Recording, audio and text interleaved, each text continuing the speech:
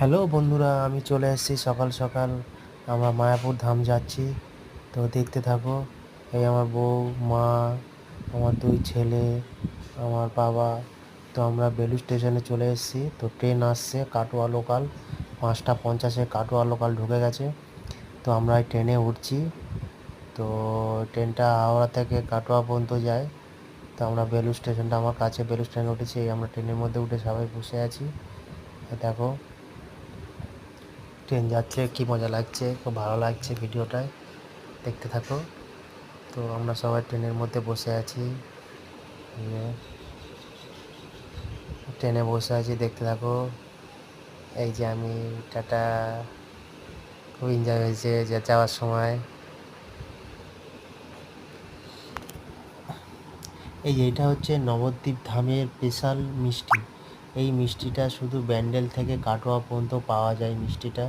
তো খেতে খুব সুস্বাদু। তো আপনারাও যদি কাটোয়া লোকালে ওঠেন, ব্যান্ডেল থেকে, তো দেখতে পাবেন, এই মিষ্টি পাবেন। তো আমরা নবদ্বীপ ধাম স্টেশনে নেমে গেছি, টিকিট কাউন্টার। তো নেমে আমরা এবার চললাম। এবার আমরা টোটো ধরবো। তো টোটো 20 টাকা নেয়, 20 টাকা ভাড়া। তো তোমরা দেখে নেবে কোন টোটো আলাদা, খুব ভালো। আর টোটো দেখতে ঠিক থাকবে। টোটো, অনেক টোটো খারাপ আছে, টোটোগুলো দেখে নেবে টোটোগুলো ঠিকঠাক চলছে কি না। তো আমরা এই টোটো করে যাচ্ছি, দেখতে থাকো ভিডিও। তো আমরা ঘাট পর্যন্ত যাব। তো আমরা যাব নবদ্বীপ ঘাট পর্যন্ত। ঘাটে 20 টাকা। এই যে আমরা যেতে এনজয় করছি, খুব মজা হচ্ছে টোটো যেতে, ফাঁকা রাস্তা। তো তোমরা দেখতে থাকো ভিডিও।